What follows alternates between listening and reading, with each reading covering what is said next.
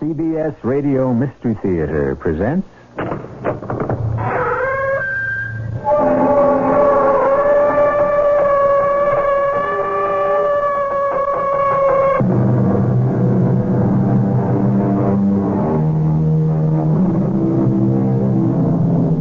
Come in. Welcome. I'm E.G. Marshall.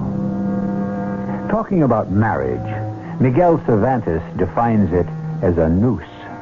The Greek philosopher Menander calls it an evil. Shakespeare also takes a swipe at it and says that a young man married is a young man marred. Finally, there's Pongulo, who notes that marriage and murder both begin with M. By now, you should have a pretty good idea of what our story is going to encompass. Mrs. Pilbeam, you have survived 6 husbands. 6? That is correct, Mr. Poindexter. All of them died less than 2 years after their marriage to you. Is that not true, Mrs. Pilbeam? Yes, that is true. Each of them was insured. Is that not a fact? That is a fact. Tell me, how do you account for it, Mrs. Pilbeam? Coincidence, Mr. Poindexter. Coincidence.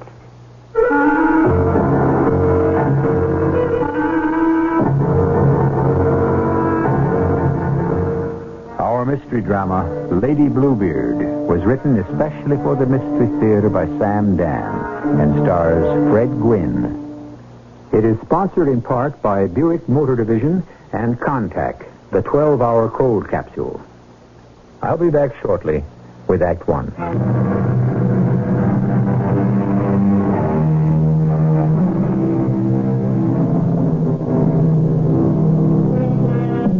According to Charles Dickens, Bluebeard may have been a victim of excessive connubiality, which would mean, I suppose, that it was married life that drove him to do it. Ah, yes, married life, wedded bliss. However, putting aside the poets and romantics for the moment, marriage is whatever you make of it. It is an edifice constructed by a man and a woman, and there are those who erect a magnificent cathedral, others who slap together a ramshackle shanty. We're back at the turn of the century. You wish to see me, Poindexter? Yes, Mr. Hotchkiss. Well, have a chair. Oh, thank you, sir. Now then. In reference to this claim, sir. Which claim, Poindexter? The company has over 50,000 policyholders. Be definite. Yes, sir. And brisk. I should think your recent term of service with Colonel Roosevelt's cavalry regiment would have taught you to be brisk. Yes, sir, yes, sir, yes, sir. He's a brisk man, that Theodore Roosevelt? Indeed he is, sir. Well, then emulate him. Plunge in, forge ahead, state the issue with no further ado. Present the facts. Well, sir, there may not be any facts. No facts? No facts as such. I am merely voicing suspicions. Suspicions? Oh, I see now. I am mistaken. Therefore, I shall waste no more of your time, sir. No. Suspicions are the lifeblood, more, the beating heart, as it were, of the insurance business. Why, sometimes one healthy, robust suspicion is worth more than 100 weak and anemic facts. Dive in, my boy. What have you got there? The company holds a policy, sir, on the life of one Ebenezer Pilbeam. Continue. In the amount of $2,000. A modest sum. Payable on his death to his beneficiary, his wife, one Luana Pilbeam. And the aforementioned Mr. Pilbeam has just departed this vale of tears. He has indeed, sir. And the bereaved spouse, the aforementioned Mrs. Luana Pilbeam, has just submitted a claim for payment. Yes, sir. Well, then I suppose we shall have to pay it. But unless there's some way we can do her out of it, legally, of course. Oh, you don't mean that seriously, Mr. Hotchkiss. You're joking, sir. The policy is in order, I take it. Oh, yes, sir. Then, with a smiling face but a breaking heart, I must authorize the payment. Prepare the check for my signature. Yes, sir. Unless, of course, there may be something to your suspicions. Well, sir, Mr. Pilbeam was 70. Yes, he left us in the fullness of his years, the biblical 70. Whereas Mrs. Pilbeam is 35. Uh-huh. They had only been married for 2 years, sir. Continue. Therefore, at the time of the wedding, she was 35. He was 67. Now, sir, why would a woman wish to marry a man more than twice her age? Why? Well, there are two reasons. First, because she may have been attracted by his maturity, his wisdom, his kindness. Second, she may have been attracted by his fortune. And if he were a weak and sickly 67, she would not have to wait long. Yes, sir. However, sir, Mr. Pilbeam had neither education nor fortune. He was employed as a streetcar conductor. Cause of death? Heart attack. And this, of course, kindles your suspicions. Yes, sir. There is no history of any heart ailment. He was known to have been in good physical condition, sir, even for a man of his years. Indeed, you might say he was notorious for his good health. What you're saying, then, is that he did not die of a heart attack. That is what I am suspecting, sir. And how do you suspect Mr. Pilbeam met with his untimely end? Poison. Administered by whom? His wife. Mrs. Luana Pilbeam. Yes, sir. For $2,000. Right, sir. Isn't that a rather modest sum? If I may refresh your memory, sir, this is the second time you used the word modest to describe the sum of $2,000. Oh, so I have. Would a woman murder her husband for $2,000? She might, sir. And precisely because it is a modest sum, one that would not draw attention, cause comment, create suspicion. Furthermore, it also gives her an income of $1,000 a year. For 2 years? Sir, 2 years ago, a Mrs. Louisa Plowright cashed a policy for $2,000 on the life of her husband, Harold. Mrs. Plowright was 33 years old.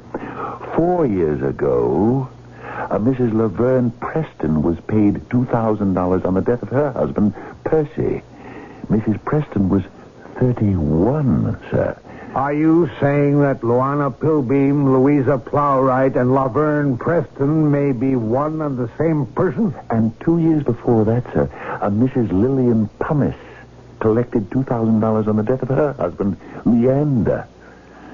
Mrs. Pumice was 29 years old, sir. And I am to assume that all the husbands were elderly gentlemen? Yes, sir. And all passed away from heart attacks? So the physicians stated, sir. How do you account for the fact that she seems to marry men whose names begin with P? Well, sir, it would seem then to be unnecessary for her to change the monogram on her linens and silver. Oh, yeah. Well, Poindexter, what is your recommendation? I suggest, sir, that we investigate the matter thoroughly before we pay Mrs. Pilbeam a penny. My name is Raymond Netherby Poindexter. When people discover that I'm an investigator for an insurance company, they always say, well, you certainly don't look like an insurance investigator. And when they find out I was a member of the Colonel Theodore Roosevelt's Rough Riders, they exclaim, well, you certainly don't look like a Rough Rider. Well, you see, the truth is, I really don't look like anyone, which is what an investigator should look like, if you know what I mean. Anyhow, the first thing I did was to call upon Dr. Morley Braithwaite. Miss Poindexter, you certainly don't look like an insurance investigator. Dr. Braithwaite, you signed a death certificate for a Mr. Ebenezer Pilbeam. Yes, I did. May I ask, Doctor, why did you sign it? Well, I signed it because he was dead. Yes. What I meant was... Now, please, be specific, my good man. Yes, sir. Specificity. The cornerstone, the linchpin, as it were, of all science. I agree, Doctor. Then what is your specific question? Why was he dead? Because his heart had stopped beating. Yes, sir. I believe that occurs in all cases of death. What I mean was, why did his heart stop beating? If we only knew. But on the certificate, Doctor, you wrote heart attack. No, not quite. Specifically, I wrote cardiac failure. Doesn't that imply heart attack? Well, if you choose to make that inference. Why, Doctor, was the cardiac failure? I've already answered that question. More specifically, I told you why I cannot answer that question. And I don't know. Doctor, do you mean Mr. Pilbeam died just like that? Well, I'm afraid so. But, Doctor, is there a possibility that Mr. Pilbeam might have been poisoned? Yes? Well, Doctor, your report makes no mention of that fact. Well, you asked me if there was a possibility. The answer to that question must always be yes. Anything is possible. However, I could find no evidence. I see. Would you state categorically, Doctor, that Mr. Pilbeam was not killed by poison? I would only state categorically that Mr. Pilbeam died because his heart stopped beating. And you do not suspect foul play? I could suspect foul play, but I couldn't prove it. But I would never rule it out. Yes. I see. Well, thank you very much, Dr. Braithwaite. That didn't help. Actually, he was of no help at all. That is, to my insurance company. And so I decided to visit the recently bereaved widow, Mrs. Luana Pilbeam, herself. Perhaps I couldn't prove that she had actually poisoned her husband or murdered him in some other mysterious manner, but I might know enough to frighten her out of her demanding payment. I was not prepared for the Mrs. Luana Pilbeam who opened the door to me. She had soft, flowing black hair, radiant, creamy skin. Oh, and the largest, warmest brown eyes. I introduced myself, and she said... Oh, Mr. Raymond Netherby Poindexter, you certainly don't look like an insurance investigator. May I come in? Certainly. Please, be seated. Thank you. Such a hot day. May I pour you a glass of lemonade? Lemonade? No. No, thank you. Uh-huh. Well, I suppose you're here about poor Ebenezer? Yes. Mr. Pilbeam was somewhat older than you, I take it. 33 years, to be exact. It would seem to be a rather wide gulf. Oh, but love spans it so easily. May I ask how I fell in love with Mr. Pilbeam? Well, he drove the horse car that I would board each morning.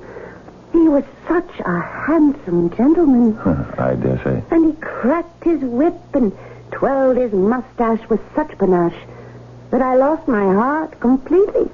He died quite unexpectedly. Oh, no one ever dies unexpectedly, Mr. Poindexter. Is it not written, in the midst of life, we are in death? Yes. Had Mr. Pilbeam been ill? Oh, no. He was the picture of glowing health. He had an outdoor job, you know. Mm-hmm. How did it happen? One evening, we went to bed, as usual. The following morning, I woke up. He didn't. Mrs. Pilbeam, the insurance company has received your request for payment. Oh, yes. I really didn't. Still don't feel entirely comfortable about it. May I ask why? Well, it seems so crass. A man dies. His widow is given a sum of money. As if that somehow balances the books and settles the account. Oh, it's the way of the world. And yet, what is a poor woman to do? It is Ebenezer's gift to me. From the grave. His way of saying, carry on, my darling. Live. I see.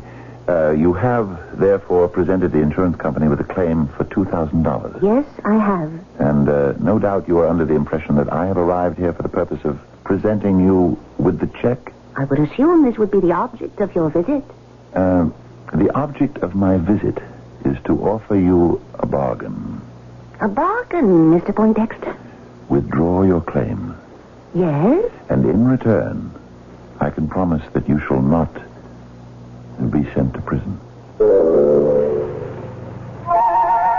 Now, what kind of offer is that? Is it one that she cannot refuse? Suddenly, we're playing showdown. We know, or we think we know, the high cards he happens to be holding.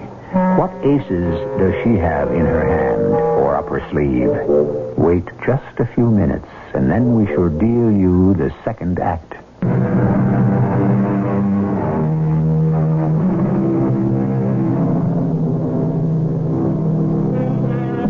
Mr. Carlyle put it, no man lives without jostling and being jostled. In all ways, he has to elbow himself through the world, giving and receiving offense. Certainly our Mr. Raymond Netherby Poindexter has chosen a profession where he gives offense and jostles people. Now, are we about to see how he himself reacts to being on the receiving end? Permit me, Mr. Poindexter, to restate your proposition. If I withdraw my claim to my husband's insurance money, you will promise that I shall not be sent to prison. Yes, Mrs. Pilbeam. And why should I be sent to prison? Fraud. Ah. May I have your answer? Or do you require a short interval of time to consider?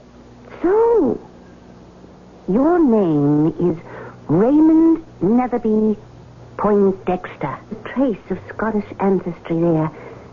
Am I correct? Mrs. Pilbeam, the subject of this discussion is not whether... Netherby, a famous Highland name? I would assume so. Probably on your mother's side. Am I correct? Yes, her name was Netherby. Now, see here... You recall Sir Walter Scott's poem, Lochinvar? Mrs. Pilbeam... Oh, young Lochinvar has come out of the west. The next line? Throughout the wide border, his steed is the best. See, you do know it. Yes, my mother used to recite it all the time. Because she was a Netherby. Oh, the poor Netherbys. They were on the losing side, remember? Well, Bold Lochinvar was in love with fair Ellen Netherby. But, fearing him dead, she had decided to marry someone else. How did Scott put it? For a laggard in love and a dastard in war had won the fair Ellen of bold Lochinvar. Right. He came to Netherby Hall too late to stop the wedding, and so he stayed to have one dance with the bride, and whispered one word into her ear, and he swept her up onto his horse, and they were away. Yes, and now, Mrs. Pilbeam, please, to the matter at hand. For just a moment, the Netherbys were taken by surprise, but then the angry pursuit began. And oh, how Scott describes it. There was mounting amongst grains of the Netherby clan. Fosters, Fenwicks, and Musgraves. They rode and they ran. Help me with the next line, Mr. Poindexter. There was racing and chasing on Canopy Lee. But the lost bride of Netherby, they did never more see. Oh, such exciting poetry. Yes. And now... And now for a confession. We are distantly related. Your mother, you say, was a Netherby? Yes, but... My mother was a Fenwick. Do you know what else? My father was a Foster. I have cousins who are Musgraves. Oh, we are dyed-in-the-wool clan Netherbys. Oh, we must have a toast. You do not take spirituous beverages. I understand. I approve. Lemonade. If it's all the same to you, I'd really rather... But it isn't all the same to me.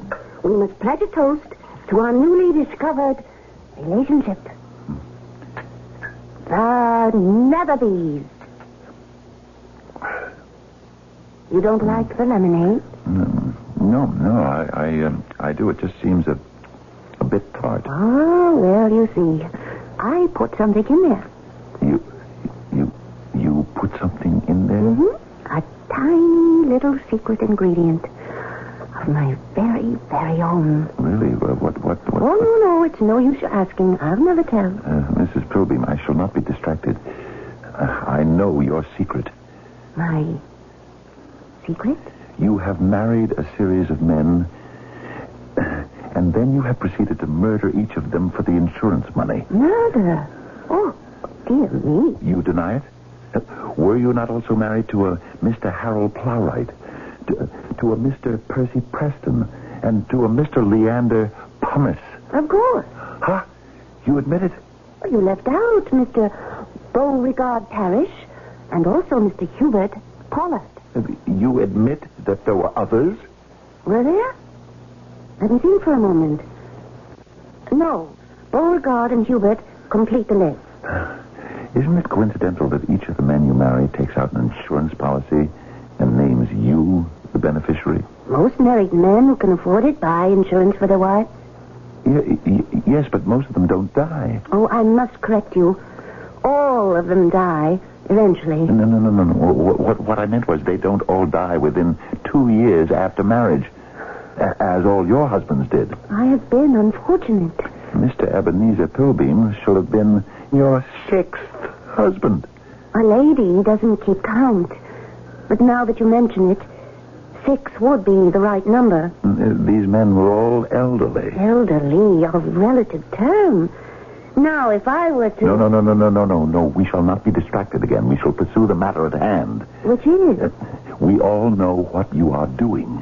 Really? Yes. You marry a man, he insures his life, and then you murder him. I believe you've already made that statement. Now then, the latest is Mr. Pilbeam. Oh, Dr. Braithwaite found death due to natural causes. Let us say you were able to fool Dr. Braithwaite. Fool him? You were careful. You employed a substance that is not easily traced. Were you as careful all the other times? What would happen if those cases were to be opened up again? What could happen? Mrs. Pilbeam, I offer both of us a way to cut our losses. You forget to press your claim, and we forget to investigate the past. Now, what is your answer? But I have nothing to hide. Think about it. Consider it. Sleep on it. I shall return tomorrow for your answer, and now I must bid you good day. Must you go so soon? Won't you have another glass of lemonade?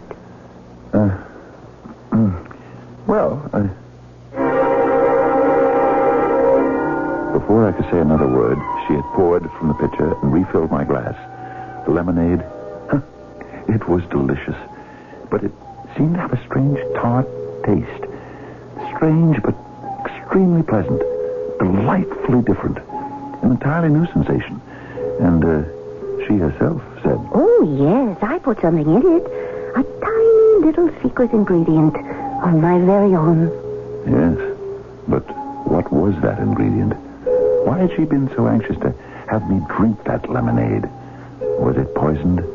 If not poisoned, perhaps drugged in some fashion? But would she dare? Why not? She'd already put away 6 husbands, and after all, didn't I represent a threat? Yes, there was something. My head felt feverish. My pulse was pounding. I could feel difficulty in breathing. What had she done? There's something wrong. Your face seems flushed. It's warm in here. Warm? I hadn't noticed. Indeed, I thought it was a rather mild day. Yes, it's mild, but isn't it? It's a bit stuffy. Oh, you must permit me to open some windows. Oh, no, don't bother. I must be leaving. Perhaps another glass of lemonade? Oh, no. Thank you. Good day, Mrs. Pilbeam.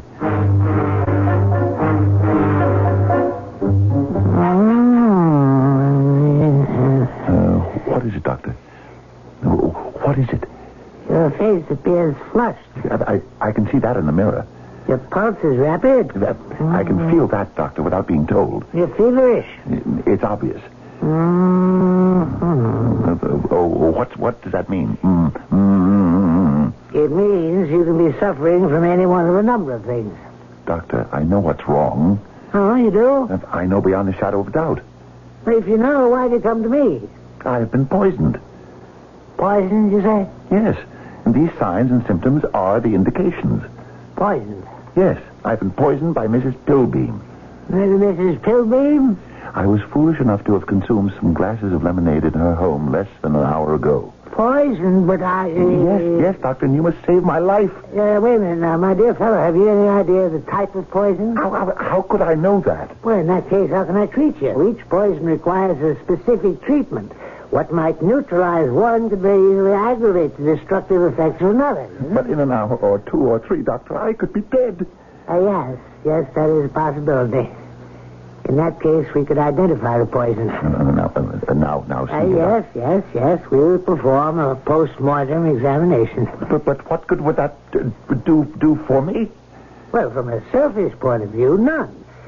But you would be adding your tiny ray of candlelight to pierce the infinite darkness of our ignorance. What if you could have some of that lemonade? Could you analyze it? Of course. Oh, what a splendid idea. Well, it could quite possibly save your life. Now, why don't we ask Mrs. Pilbeam for a sample of her lemonade? Well, why should she give us a sample when she knows it contains poison? Doctor, you were asking her to place a noose around her neck. Oh, yes, I see. Yes, that's quite true. However, there is another possibility. Yes, such as? Mrs. Pilbeam may be quite innocent of any wrongdoing. The woman places poison in my lemonade, and you believe she may be innocent. She may be unaware that the substance she's using to flavor the lemonade may contain harmful properties. Doctor, while we quibble in this useless debate, I may be dying. It's possible. But what's the solution? The solution? What indeed could the solution be? I felt weaker and more feverish with each passing moment. Yet, as the doctor had so patiently explained, each poison requires a specific antidote. How could we discover the nature of the poison? I presented the problem to no less an authority than Mr. Hotchkiss. You say your symptoms occurred at Mrs. Pilbeam's? Yes, as I have already explained to you, sir. Patience, my boy. After I had drunk several glasses of lemonade, sir. And you say there was a peculiar taste? Yes, sir. Well, should that not have alerted you on your very first swallow? No, sir. You said it was a peculiar taste. Peculiar in the sense of being different, sir. New. And as a matter of fact, the basic meaning of peculiar is, I believe, sir, unique to itself. Thank you for that enlightenment, Poindexter. What's done is done. However, inscribe it as a rule. When a woman has disposed of 6 husbands, one does not readily partake of refreshment in her parlor. Yes, sir. I should like to live to obey that rule, sir. And so you shall. Sir, are you saying that... Poindexter, I am saying that you are saved. Oh, Mr. Hotchkiss. How?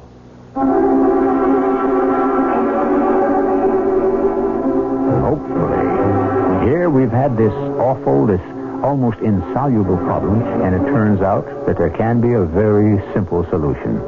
Of course, it's quite logical. The most difficult appearing questions usually have the most uncomplicated answers. I shall return with Act 3.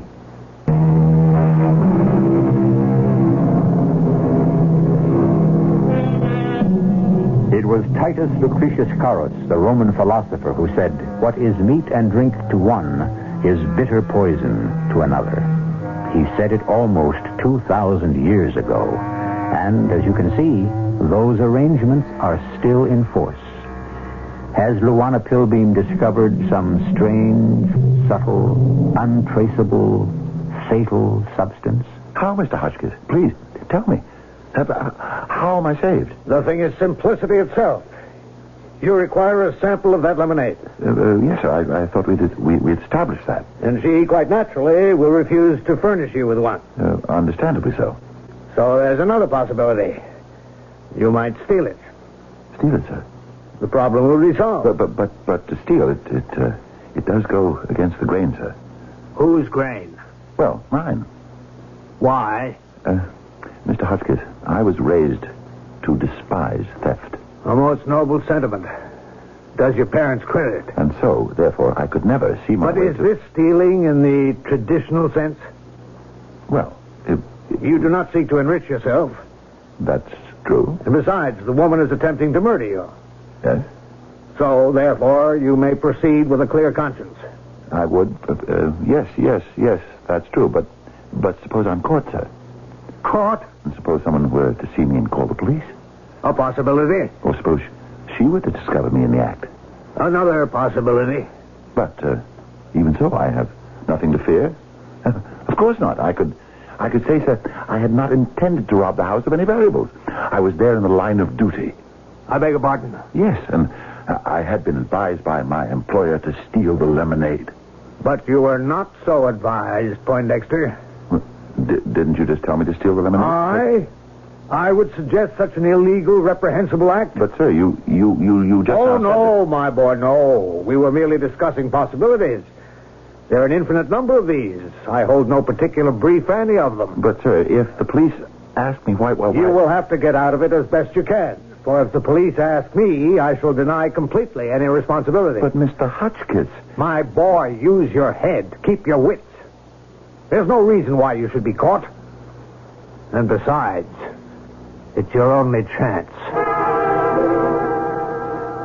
Yes, it was my only chance. And how well I knew it.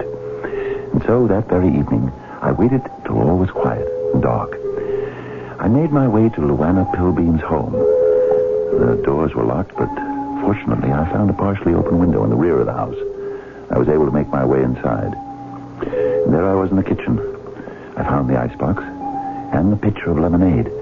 I was putting some in a small bottle when suddenly I became aware of a light in the room and a voice.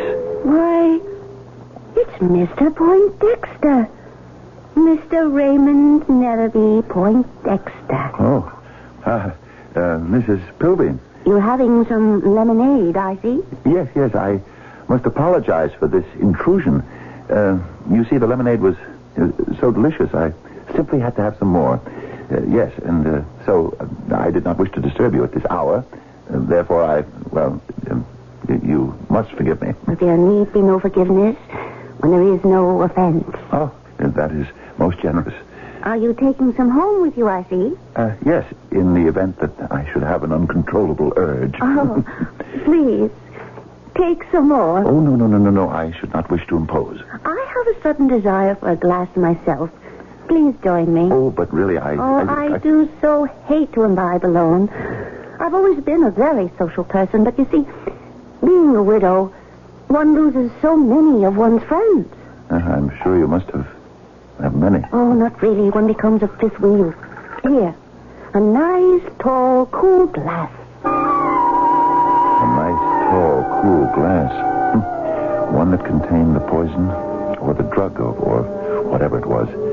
She knew why I was there. She knew why I'd taken a sample of the lemonade. Was this how she planned to stop me? Would she poison me before I could leave the house? And now, a glass for me. Oh, we must drink to something. What shall it be?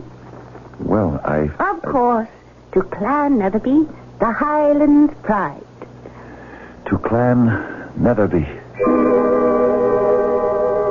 A great weight lifted off my heart.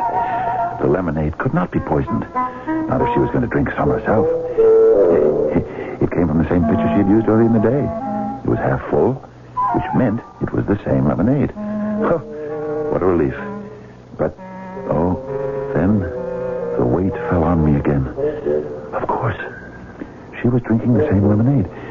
Since she knew what the poison was, she had already fortified herself with the antidote. I sipped slowly. Oh, and again the symptoms attacked me. I felt flushed. I knew my pulses were racing. My heart was beating violently. I stood up. Must you go so soon? I shall return, Mrs. Pilbeam. I shall expect you, Mr. Poindexter. Dr. Braithwaite! Dr. Braithwaite! Who is making that infernal racket at this time of night? Dr. Braithwaite! It's a matter of life and death. All right, I'm coming. Why, it's Mr. Poindexter. What brings you here this time of night? My office hours are... I have the lemonade, Doctor. What? The lemonade? Mrs. Pilbeam's poisoned lemonade. Has it been definitely established that the lemonade is poisoned? That's what you said you could discover if I brought you a sample. Oh, yes. Bless my soul, of course. Please, hurry, Doctor. I'm sick. Yeah, come this way, Rick. I'm even sicker. I've just had some more to drink, Doctor. Well, how could you do that, knowing that the lemonade is at least suspicious? Oh, it's a long story, Doctor. Can you analyze this lemonade quickly? Well, let us step into my laboratory and we shall see what we can do.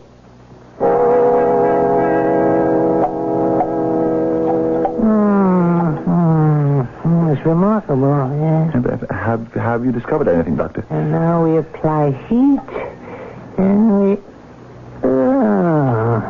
What is it, Doctor? We had to die. Please, Doctor, tell me. What? Tell you? Tell me what is in the lemonade. Mr. Poindexter, there's nothing in the lemonade. What? Nothing. Nothing but lemonade. But that's impossible, Doctor. Lemon and sugar and water, and of course, to give it a dash of substance, some cinnamon and ginger. That is all? And to give it a dash of spirit, some bitters. And nothing else? No, my boy, nothing else. What an interesting lemonade. But what is poisoning me? I'm afraid I don't know. Something is giving me this terrible pounding in my chest. It cannot be the lemonade. Could there be a drug or a poison in there that has managed to evade your detection? Now, I would stake my professional reputation on the fact that this lemonade, this delicious lemonade, is completely innocent of any poison or drug. And to prove it... Oh, no, don't drink it. Oh, as I thought. Divine. The bitters are what does it. Doctor, how do you feel? Marvelous. But look at me. Oh, yes. You do appear a bit out of sorts. You need a drink. Here, try some of this lemonade. You can't be serious. It'll make you feel better in no time. Drink up. And before I knew what I was doing, I had taken the glass of lemonade he pressed into my hand and swallowed most of it. And then it dawned on me. Of course, it was a plot. They were in it together. He had been helping her. He had supplied her with the drug. He had fooled me. Why? For the money? Perhaps, but more likely because they were lovers, and I had never suspected it. What could I do? It was probably too late to do anything, and yet, what was the matter with me? The pounding in my heart was easing a bit. My forehead felt cooler. My pulses no longer seemed to be racing. Well, I must say, that lemonade appears to have done you quite a bit of good. Feel better? Yes, I can't explain it. I do seem to feel better. That should prove the lemonade is harmless. I don't feel any of your former symptoms. But I can't account for it. I know it's the same lemonade. The same lemonade, you say? Yes, and this is the very first time I drank it without that feeling of that feverish feeling. Tell me, Mr. Poindexter, this is also the first time you drank the lemonade without Mrs. Pilbeam being present. Yes? Then perhaps it wasn't the lemonade. What could it have been? Can't you guess? No. Why, it must have been Mrs. Pilbeam. Mrs. Pilbeam? Of course. Miss Pilbeam causes you to have a fever, a racing pulse, and a pounding heart. But why would she have how could she do that? Oh, come on, what do you think? You're in love with her. Love? Oh, that's ridiculous. How can you say that? I've never been in love. I have no intention of being in love. Now, you asked me to isolate the fever and name the ailment. I have done so. You have an acute case of amour. I don't believe it. Well, test it for yourself. Visit her again. Do not drink lemonade. And see if you suffer from the same symptoms.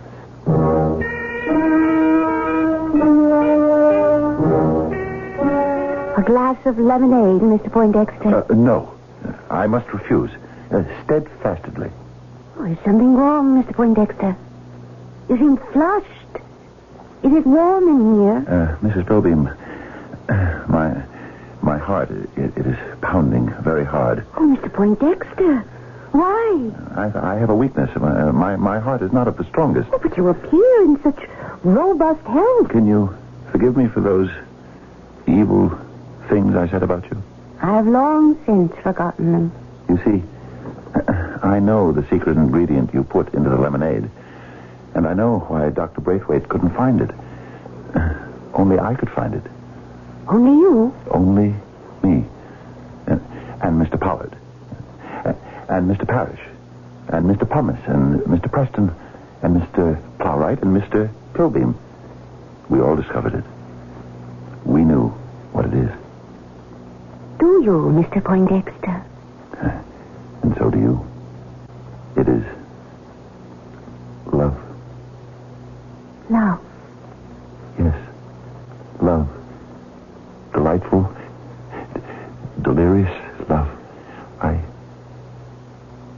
I love you, Mrs. Pilbeam. And I love you, Mr. Poindexter. Shall we toast each other in another glass of lemonade?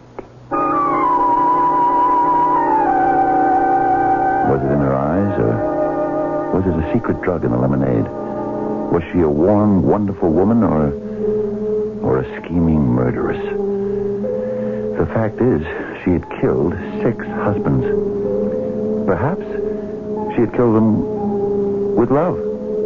Yes, that was it. That was how it was done. And I was to become the 7th. Well, it wasn't the worst way in the world to die. But what could ever I write in the report to Mr. Hotchkiss?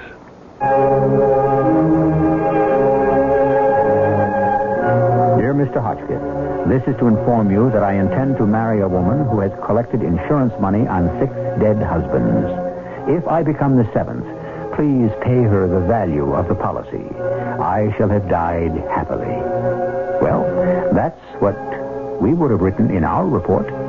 I shall also have another report for you in just a few moments.